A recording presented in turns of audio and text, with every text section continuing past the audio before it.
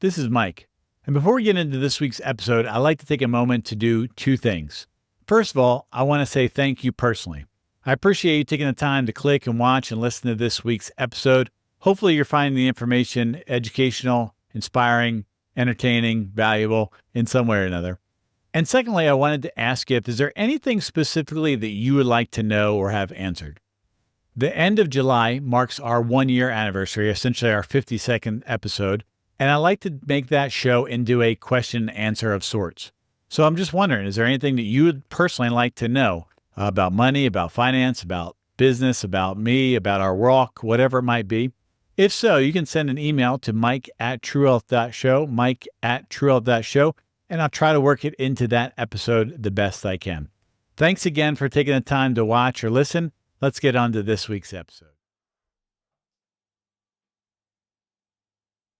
Hello, and welcome to another episode of The True Health Show. As always, thank you for taking the time to tune in and watch or listen to this week's show. Great job on continuing to invest in your financial future. Romans 13:8 says, "Owe no man anything, but to love one another. For he that loveth another hath fulfilled the law." Benjamin Franklin said, "Rather go to bed without dinner than to rise in debt." And that's what I want to continue to talk about today is that of debt. So previously we talked about how debt has transferred wealth. We talked last week about the credit score and how it's a fool's game to play. And today I want to talk about reasons why I have not used a credit card since 2007, August of 2007 specifically. And that's almost been 17 years. So for those of you who have watched the backstory, you kind of understand what happened to us. Essentially, in late 2007, Erica and I hit a financial wall. It was a very, very tough time in our lives, in our careers, in our marriage, in our family. We were actually separated, not necessarily from a divorce perspective, but from a geographical perspective. I was in Virginia working up there. Erica was down in Florida. We had two households who were kind of supporting. It was just bad. I mean, we were all struggling because of money. We had a debt to income ratio of about 60%, give or take. We were drowning in debt. We had way too much debt. And the sad part is we were still borrowing, right? Because I didn't know what to do, to be honest with you. And so fast forward a little bit beyond there, and starting by the end of the year, around August, is when I first heard of Dave Ramsey, and I went on my quest to learn about money and stuff like that. And by the end of the year, we were working our way out of debt. And Mrs. Beautiful and I had essentially cut off all credit cards use. And what we learned after listing all of our debt, so I did this spreadsheet, and Erica's mentioned it before on one of our shows. Basically, I listed all of our debts and all of our payments, and I was like, hey, we're already paying these. If we didn't pay these debts out, how much would we actually have to invest? You can go back 2 weeks ago and watch that show on that topic. And there's a sheet on there where you can download your debts and list them all out and see what it's costing you as well. But I wrote that on, and what I realized are the things that were costing us the most in terms of interest were those of the credit cards, right? No duh.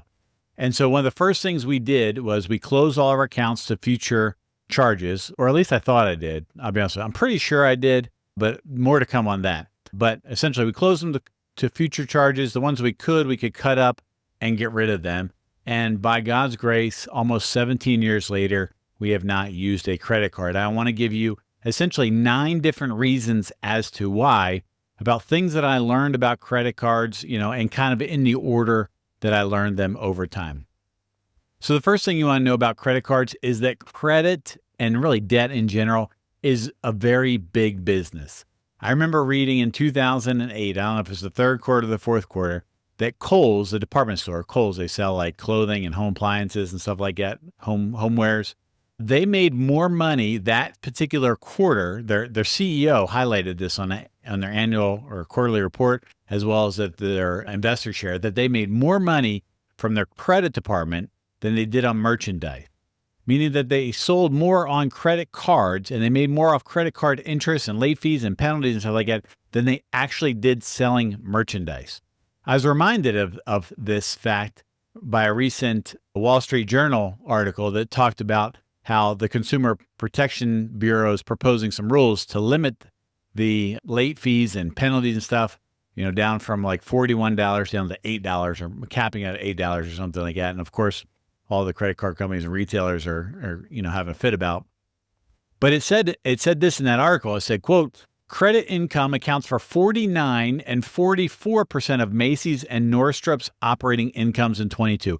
Almost half of their income of Macy's and Nordstrom's came from credit. At Kohl's, still, this is what kind of reminded me of it, the Kohl's credit income far exceeding an operating income, implying that the retailer would have lost money if it had not been for its credit card business. Right? Kohl's is so dependent upon the credit department of its brand, not the merchandise, but the credit. It would have had a loss if it didn't have it. Right? These companies are putting up about 40% debt, right? So debt is a big business. So you think you walk into the store and you just think you're getting a deal and they want to offer you 10% or get something back. What you don't realize is that's an investment for them. They'll easily pay you 10% because they're hoping you don't pay it off on time. You can pay all those penalties and interest, stuff like that, because debt's a big business. And that is why you can finance everything now, from, airlines to tires to stuff on Amazon. I think I went to Jose Banks one time and they had like 4 payments for a shirt or something. It was like ridiculous, right? And the reason why is because debt is a big business, right? Reason number one. Reason number two. One of the things I learned, this is probably 2008, 2009 or so, I was working with this guy who's really into investing and always into stocks and stuff. And one day I got curious because, I was on this very anti-debt kick back then, still am. I haven't really changed in 17 years or so. But, we were talking about MasterCard and Visa, and MasterCard at the time was trading publicly. And I went to look at his stock. And I'll tell you this, I don't invest in single stocks, but if I did, if there was one stock that I would own, it would probably be MasterCard, or the second one would be Visa. MasterCard, since it IPO'd in 2006, is up 9,857% as of a couple weeks ago. That means it's doubled and like a gazillion times, right? And same thing. And this kind of came up for a discussion around that time because Visa was coming out and IPOing, which is their initial public offering when the stock basically comes public. It was a private company before that becomes public. It's up only 1,600% since then. But here's the thing you have to realize. How does Visa and MasterCard make all their money? Well, when you get a credit card, it's from a bank, right? Navy Federal, Bank of America, Wells Fargo, whatever it is. It's actually the bank, the one who's lending you the money, not MasterCard or Visa. MasterCard and Visa is just the processing system that you run through. Same thing if you use your debit card and you swipe it, right? You have the little Visa or MasterCard logo on there. All they are is a money processing system that basically takes money from your account, whether it's your checking account on the debit side or the credit card account on the credit card side, and moves that over to pay the retailer, the vendor, the person who actually made the transaction. That's all they do is move money around. And so they're not the ones who loan you the money. They don't really sell the product. They're just in between the transaction and they take a little bit of cut all along the way. And it's actually big business. Now, it's not so much a big business now, but I remember years ago, for one point, my dad tried to open up a card and sports memorabilia store. And this was a time when credit cards were starting to come out. And he would actually charge more for credit. If you paid cash, it'd be a discount. If you paid credit, it'd be more. Sometimes you see that at gas stations too. The reason why is because the retailer has to pay a servicing fee to MasterCard and Visa, so they don't get all of the money, right? So the reason number two of reason why I'm against credit cards, or I don't use them, essentially is I realize how much money is being paid to MasterCard and Visa by the transaction. So my thought is, while it's a smaller deal, if I pay cash there more often or use a debit card, then maybe, the vendors won't charge as much money. Maybe, maybe not. But what I did realize is that MasterCard and Visa are big companies making a lot of money and not really selling anything except for, the processing system in between. Number three reason why I haven't had a credit card since 2007 is I realized that when you pay with plastic, you pay more, right? When you pay with plastic, you pay more. And the reason why, it's pretty simple, right? So if you take, a credit card, this is a debit card, not a credit card, by the way. If you take a card into there and you basically swipe it. If I buy something, let's say I'm buying this pen. If I go to buy this pen, the merchant gives me the pen and I swipe and I put the money, I just swipe and I put the card back in my hand. I didn't lose anything. I just gained something, right? It's very psychological. Whereas when I pay with $1, I gain the pen, but I have to give up the dollar. It actually goes away, right? So I feel the loss. Carnegie Mellon did a study on this in the brain. The fear, the pain sensors fire more when you pay with cash when you do with playing card. Study after study after study. McDonald's, when they first started testing this, found out their average order went up like 47%. If you just Google pay more with plastic over cash, you will find study after study after study after study after study of people pay more. You are more reckless with your spending when you use plastic than when you use cash. It's just the truth. And there's lots of studies that show comparing the, debit cards with the credit cards, right? Credit goes up more. My guess is, I don't really know. I haven't actually looked for studies. My guess is if you tap, you spend more as well. And then if you pay with your phone, right? Your phone and all the tap stuff, Apple Pay and all that. Well, why did the Apple get into that? I mean, think about it. If there's no money to be made in the money business, which there's a ton, why would Apple get into Apple Pay and Google get into Google Pay? If they're, manufacturers of hardware and software, why would they get into that business? Because there's a lot of money to be made. That's why, right? And so there's the rule in marketing and sales is the less friction there is, the higher the sales will go up, right? So when you have cash, you actually have to have the cash. When you have a debit card, you actually have to have the money in your account. When you have a credit card, you actually have to not really do anything. Just don't be an overdraft, right? So that there's less friction involved in it. So you pay more when you use plastic over you do when you pay with cash or a debit card. Number 4 has to do with the terms and conditions. I don't know if you've ever taken the time to actually read the terms and conditions associated with a credit card offer or not, but I have done this many times. I used to do this at gas stations. I'd be pumping gas and I just put on all those things at the gas station. The airlines, I did it with like Delta when I was flying through Atlanta one time, picked up a brochure. And if you read those terms and conditions, it basically says we can change anything at any time for any reason and screw you every which way we possibly can if we want to. I'll just summarize. There's page to page. That's what it comes down to, right? I mean, it was just crazy. And I learned this the hard way, to be honest with you. This is how I learned it. When I was hitting the wall and our credit score was plummeting and our debt was sky high and all that kind of stuff, I don't know if they got in a secret council or whatever and started talking or whatever, but all my credit cards I got these notices in the mail that says, based upon your credit and all this kind of history and we're raising your rates. I'm like, wait a minute, how can they do this? And then you read, well, according to terms and conditions, we can raise the rates for, basically any reason. They can apply it if you actually dig into it. They can apply the highest interest, last and the lowest interest first if they want, right? They can do all these things. And when I went to Ramsey Coaching Council, I remember this guy, Coach Russ. He's probably passed away by this point. He definitely retired from there. He was Dave Ramsey's employee number 1. He was the second coach. And he's still there for a long time when I went there in 2010. He basically said this. He said, what the big print giveth, the little print taketh away. What the big print giveth, the little print taketh away. So you see free nights and resorts and free flights and all that kind of stuff. And then you actually unpack, the details of it. It's just mind-boggling. It's just absolutely staggering of how things can change. And so, they changed the rules of the game mid-game to benefit them. No, thank you. I'm out. Right? Now, as I started, kind of getting into coaching and proselytizing some of this information, if you will, I started getting some pushback on it. And so one of the things that's kind of the rest of the list here, essentially number 5 is that of fraud protection.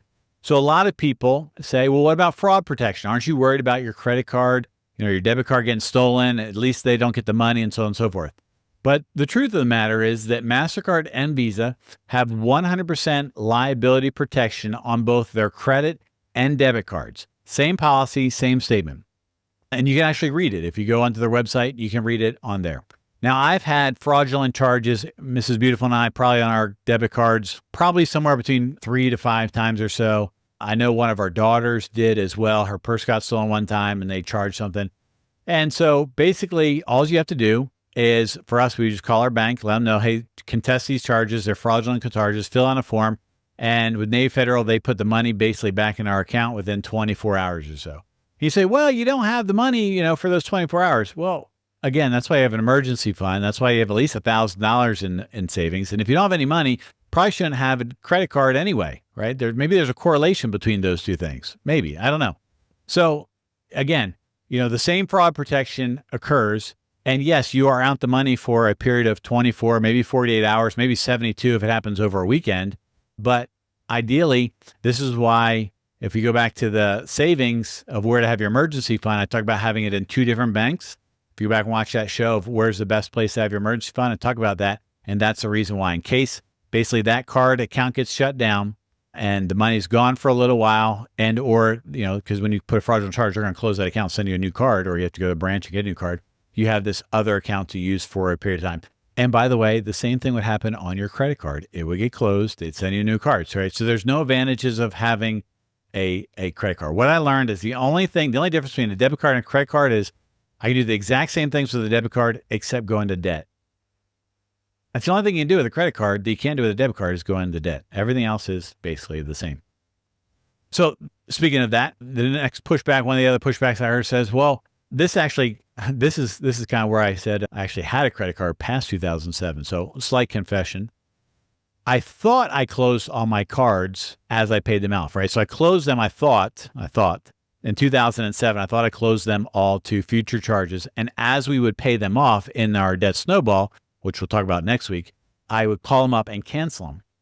And years later, so we got out of debt 2010, 2013, I was working at the CIA as a financial counselor there.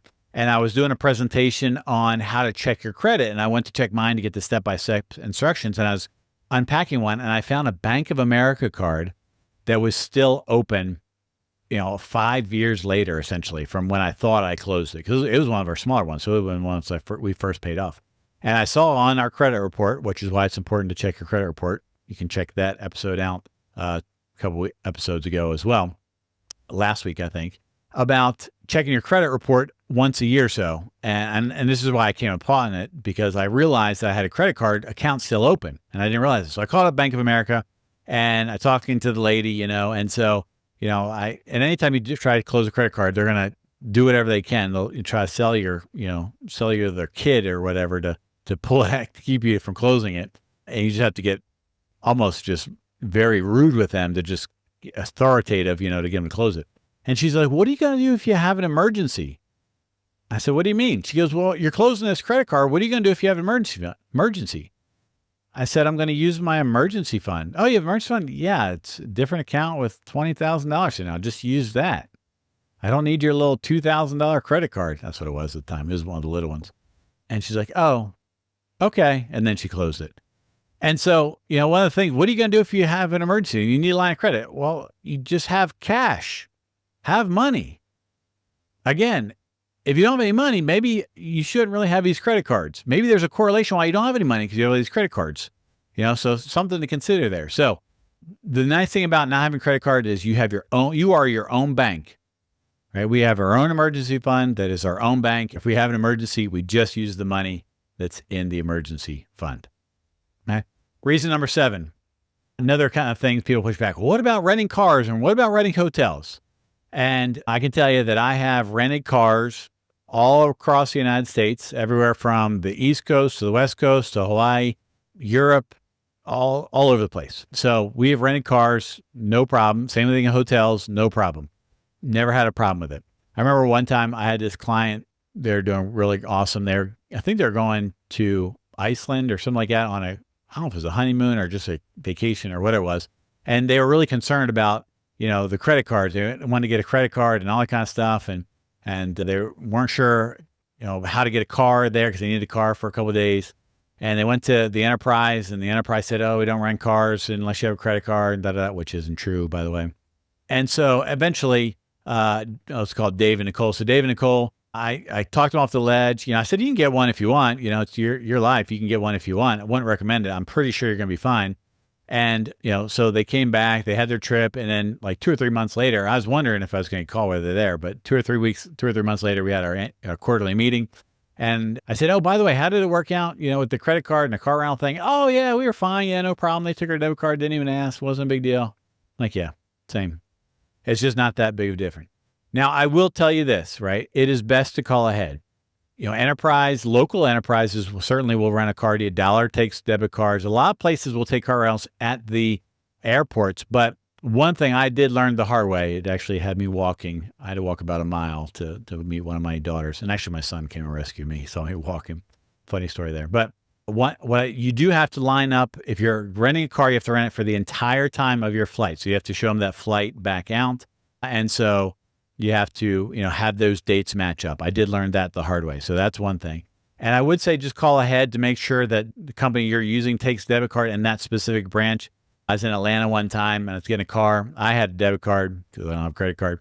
And the young lady in front of me, she was probably in her maybe late teens, early 20s or so. She was going to use a debit card too. We had to fill out some questionnaires or whatever. For some reason, she couldn't rent a car. I don't know if she had bad credit or didn't have the deposit, or I don't know the details of it or whatever, but I know for her, she had problems with using her debit card there and was on the phone with somebody trying to help her out. So general rule, what I do is I always kind of, I use basically Dollar and Enterprise because I know those who take it, but again, still call ahead just to make sure that they do. And if they don't, then they don't get your business. That's the way I do it, right? So if it's Hertz or Thrifty or whoever, I don't know, whatever the other ones are, if they don't take debit cards, then they don't get my business and I go somewhere else. Pretty simple. And number 8, right? And this is a big one. This is a big one here, right? Kind of, again, things that in the order I learned them, and they'll say, but Mike, what about the points? What about the points? You're missing all the points. You're getting cash back, free points. And every time they say, but I'm missing out on the points, I ask them one thing. I say, can I go into Walmart with those points or Chick-fil-A and buy something? Because they're comparing like the points to money. Because I can take this dollar bill and I can go into Walmart, maybe. I don't know if I can buy anything with inflation, but I can buy something. Probably can't get anything at Chick-fil-A for $1 anymore. But with cash, I can go in and buy something and walk out the store with it.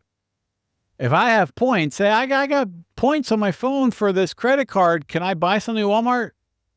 No, Walmart doesn't take points, but they take cash, right? So that really doesn't matter. Cash back, well, that's just paying less. That's not, you don't actually get the cash back, by the way. The cash goes into the account. It's not like you get the actual cash. It's just marketing. You're just paying less for it. So that's not cash back, but it sounds better when they say cash back. What marketers have done and what a lot of people have done is they have gamified debt, essentially. Timeshares did this a long time ago. They have gamified it to the point where they lure you in with this kind of stuff, right? And they make it a game. Like, look how many points I got. Look how many points I got. And you see all kinds of things doing this, and it's like it becomes a game and you detach from the reality, right? It's like a video game that you're playing and there's a points. Well, when you turn off the video game, the points go away. Maybe they get saved. I don't know. I'm not a big gamer, right? But the idea is that they kind of gamified all this stuff to make it seem to disconnect from reality. But here's the thing. You got to realize that these companies, banks and credit card companies, they are trillion-dollar companies. They know what they're doing. They lure you in with free points, free flights, free miles, free whatever. And the reality is that they know that statistically, a percentage of those people are going to end up deep in debt. And the people who end up in debt paying interest are going to outweigh what you're making in terms of points, right? No one ever says, I'm going to go get this credit card to go deep into debt and pay a ton of interest. No, no one has ever said that. They get lured in with this free whatever, and then they end up in credit card debt, right? And so it's a game to lure you in. It's like a shiny lure in the lake, right? You got to be smarter than a bass, right? A bass will just chomp on everything that sees shiny. You got to be smarter than that. They know what they're doing here. And then the sad part of this, and this is really, the reality of that. Have you ever thought about who actually pays for all those benefits, those trips, those free nights, those free miles that cash back the points? Somebody's paying for that because the companies aren't running a charity or nonprofit. And it's the people who are really struggling, really the ones deep in debt, who are paying tons and tons of fees and tons of interest. They're the ones who are actually subsidizing and paying for your free stuff. And that's kind of sad. It's kind of sad to think that you're getting cash back and free points on the back of some single mom who's working 2 jobs and struggling to get out of debt to have a future for her and her kid. She's paying all this interest, everything's working against her, and you're reaping the benefits of her hard labor. Doesn't that just make you kind of sound sick? It's kind of like sort of oppressing the poor. And Proverbs 14:31 says, "He that oppresses the poor reproaches his master." And that's not the category I want to be in. So yeah, you might be getting the free points, but have you thought about who's actually paying for all that stuff? And if you've seen some of the people in South, some of the people that I've sat with or been where I've been with, it's kind of sickening to be taking advantage of that. And you can say, yeah, it's capitalism and that's how it works. And you got to make better decisions. And that's all true. And everybody has a right to do what they want to do. But me personally, this stuff is kind of ethical and moral for me. And so I just said, I'm out. I'm not going to do it. So there you go. 9 reasons why since 2007, I've not used a credit card. Now, again, I had one since 2013. I didn't realize it, but I did. Your micro action for the week: cancel your credit cards, close them to future accounts, cut them up, close the accounts if you have 0 balance. And if you're not willing to do that, I challenge you to list 9 reasons why you should use a credit card. If you're not wanting to get rid of them, can you come up with 9 valid reasons why you should have and use a credit card? Today, we talked about the credit cards and 9 different reasons why I've not had one or used one. I've not used one since 2007, had one since 2013. Hope this helps you and informs you on your financial journey. If you have any questions or comments, you can leave them below or send an email to mike@truewealth.show. And until next time, hope you have a great day. Thanks again for taking the time to watch this week's episode of the True Wealth Financial Show. I encourage you to like, share, and subscribe so you don't miss any future episodes. Additionally, you can find more information on our website at www.truewealth.show. One final note, though, as we wrap up to today's show. While I hope the information was helpful, valuable, and insightful, it's really for information and educational purposes only. Prior to making any decisions or taking any actions, I'd strongly encourage you to talk to your legal, tax, estate, or financial advisor who's familiar with the unique circumstances of your particular personal situation. Thanks again for watching, and until next time, hope you have a great day.